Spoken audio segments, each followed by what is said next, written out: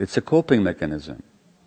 If I were to stress you right now, you'd have three healthy options.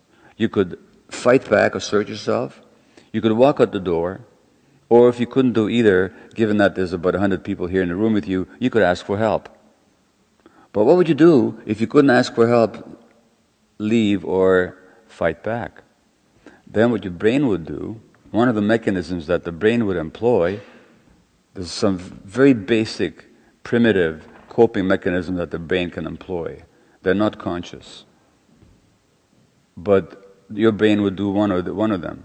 And one of them would be to tune out, absent-mindedness. And that's how you'd survive. So I knew that the tuning out was not a disease. It was a coping mechanism. The real question is, all childhood disorders, or for that matter, adult disorders, is how does something that was a coping mechanism to start with, meant to be a temporary state, how does that temporary state become a long-term trait?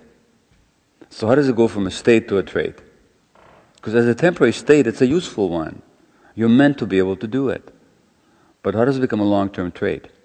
Now, I'll say this very quickly to you.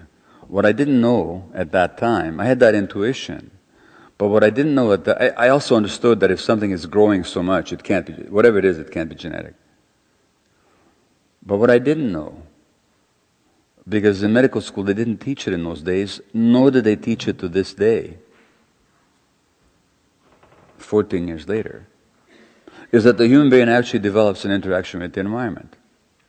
So which circuits in the brain develop and which do not depends on the environment.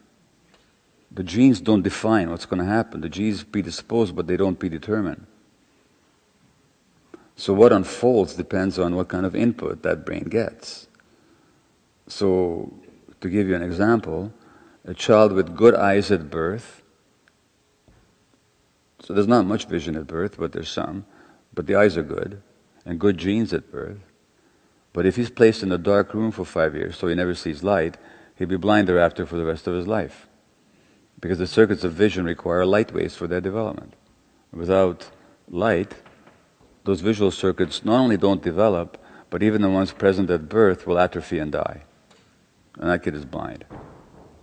Now, when you look at the childhood problems, behavior problems, when you look at adult problems like paranoia, or depression, or addiction, what you're actually looking at is coping mechanisms that went from a state to a long-term trait.